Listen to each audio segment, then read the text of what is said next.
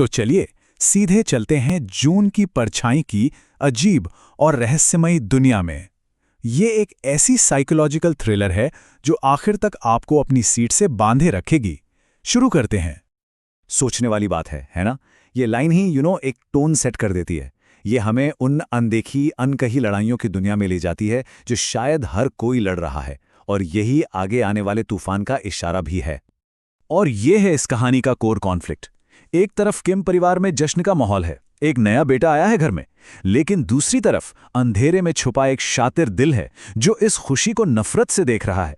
तो एक तरफ जिंदगी की शुरुआत है और दूसरी तरफ बर्बादी की साजिश। तो शुरुआत करते हैं पहले हिस्से से। एक साया पड़ता है। देखते हैं कि कैसे एक परिवार की खुशियां अचानक, बिल्कुल अचानक, एक खौफनाक डर में बदल जाती हैं। तो सीन ये है, घर में नन्हा मेहमान आया है, खुशियां ही खुशियां, पर तभी जो पिता हैं मिंसू, वो एक अजीब सी रहस्यमयी बीमारी की गिरफ्त में आ जाते हैं। डॉक्टर्स के पास कोई जवाब नहीं है। उनकी जिंदगी धीरे धीरे उनके हाथों से फिसल रही है। और ये सब शुरू हुआ उस अजीब सी परछाई को देखने के ठीक बाद। तो ये कोई आम बीमारी नहीं है, ये एक साए जैसा है, एक श्राप जैसा जो उन्हें अंदर से खाए जा रहा है। और इस सब के पीछे कौन है? ये डे-ह्यून ली। वे इस खुशी पर पछताएंगे। मेरे शब्द याद रखना, ये सिर्फ गुस्से में कहे गए शब्द नहीं है। नहीं, ये सालों से पाली हुई नफरत है और एक बहुत बहुत सोची समझी प्लानिंग के साथ लिए जाने वाले बदले का ऐलान है। और फिर चीजें तेजी से बिगड़ना शुरू हो जाती हैं। सबसे पहले घर में एक अजीब लंबी सी परछाई दिखती है जो चलती है। फिर मिंसू के सीने पर एक चांदी का लॉकेट मिलता है जिस पर एक अजीब सा निशान है। इसके बाद डे-ह्यून सीधा सीधा फिजिकल अटैक करता है, छोटे से जूनहो को उठाने की कोशिश करता है, और आखिर में उनके सबसे भरोसेमंद अंकल ह्यून-वू उनसे कहते हैं कि रातों रात भाग जाओ। बस इसके अलावा उनके पास कोई चारा ही नहीं बचता। तो यहां से शुरू होता है कहानी का दूसरा हिस्सा, भागते हुए जिंदगी और एक बचपन जो शिकार बन गया। 14 साल, सोच के देखिए, 14 साल, एक पूरा बचपन डर और छिपने में निकल गया। ये सिर्फ एक नंबर नहीं है, ये उस लंबी न खत्म होने वाली दर्दनाक फाइट की निशानी है जो किम परिवार ने झेली है। अब फास्ट फॉरवर्ड, जूनहो एक टीनेजर है, लेकिन उसकी जिंदगी किसी आम टीनेजर जैसी बिल्कुल नहीं है।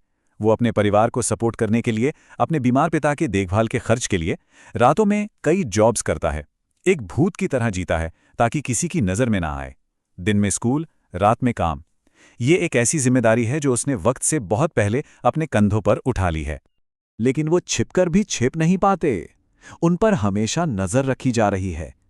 कभी कार्निवल की परछाइयों से कोई उन्हें घूरता है, कभी एक शादी में एक खौफनाक नकाबपोश शख्स दिखता है, फिर उसी शादी की एक चांदी की घंटी उनके बंद लॉक्ड अपार्टमेंट के अंदर मिलती है। सोच सकते हैं? और सबसे डरावना, जूनहो के स्कूल लॉकर के अंदर जो लॉक था, एक नोट मिलता है, हम तुम्हें देख रहे हैं युवा राजकुमार। मतलब साफ है, वो जहां भी जाएं, उनका दुश्मन उनसे एक कदम आगे है, हमेशा। अब आते हैं कहानी के उस मोड़ पर जहां सबसे बड़ा धोखा सामने आता है, एक रक्षक का विश्वासघात, क्योंकि दुश्मन कहीं बाहर नहीं, अंदर ही था। देखिए, ये सब कैसे जुड़ता है। याद है वो लॉकेट जिस पर उल्टा आधा चांद बना था, जो मिंसू के सीने पर मिला था? वही निशान, वही सिंबल जूनो को एक दीवार पर दिखता है जब उसका दोस्त एथन उसे धोखा देकर एक गली में फंसाता है।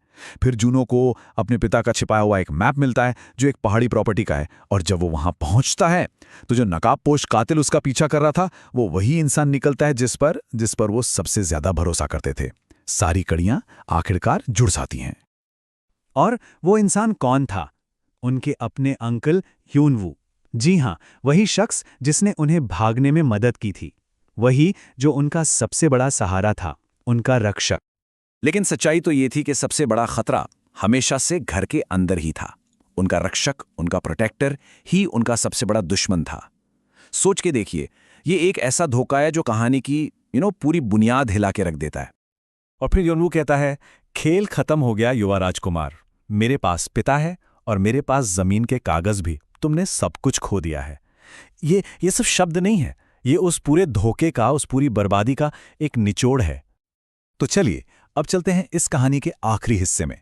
यहाँ खुलेंगे पहाड़ के गहरे राज और सामने आएगी द गार्डियन की असली विरासत। तो यहाँ हमें पता चलता है कि इस खेल में 2 विलेन थे और दोनों के मकसद बिल्कुल अलग थे। एक तरफ था डेह्युनली, जिसे सिर्फ पैसा चाहिए था, जमीन चाहिए थी। उसका मोटिव सिंपल था, लालच। लेकिन दूसरी तरफ था ह्युनवू। उसकी नज़र पावर पर थी। वो परिवार की विरासत के असली सोर्स को कंट्रोल करना चाहता था। और वो अकेले काम नहीं कर रहा था, वो द क्रीसेंट नाम के एक सीक्रेट ऑर्गेनाइजेशन का हिस्सा था।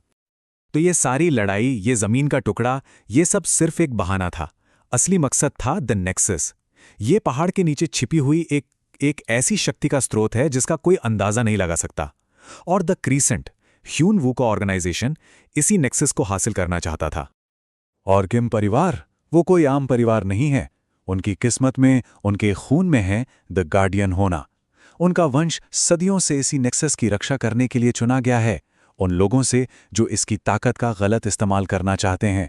अचानक ये लड़ाई सिर्फ एक परिवार की नहीं रह जाती, ये पूरी दुनिया के भविष्य की लड़ाई बन जाती है।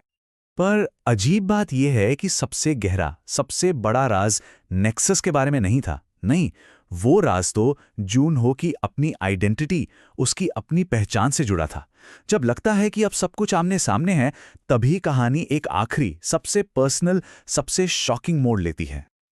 और वो ट्विस्ट ये है, यूजी किम, वो औरत जिसने जूनहो को पाला पोसा, वो उसकी असली माँ नहीं है, वो उसके आंटी है। उसकी असली बायोलॉजिकल मदर थी नायंग, जिसकी हत्या, जिसका मर्डर उसके अपने पिता ने किया था। मतलब जूनू की पूरी जिंदगी, उसकी हर सांस एक झूठ पर टिकी थी। एक ऐसा झूठ जो उसके बाप के एक भयानक गुनाह को छिपाने के लिए बोला गया था। पर क्लाइमैक्स अभी बाकी है। ठीक जब लगता है कि इससे बुरा और क्या होगा, कहानी एक आखिरी बिल्कुल अनबिलीवेबल क्लिफ हैंगर पर आकर रुक जाती है। नायंग, जिसे सब मरा हुआ समझ रहे थे, वो जिंदा है और वो अपने बेटे के लिए आ रही है।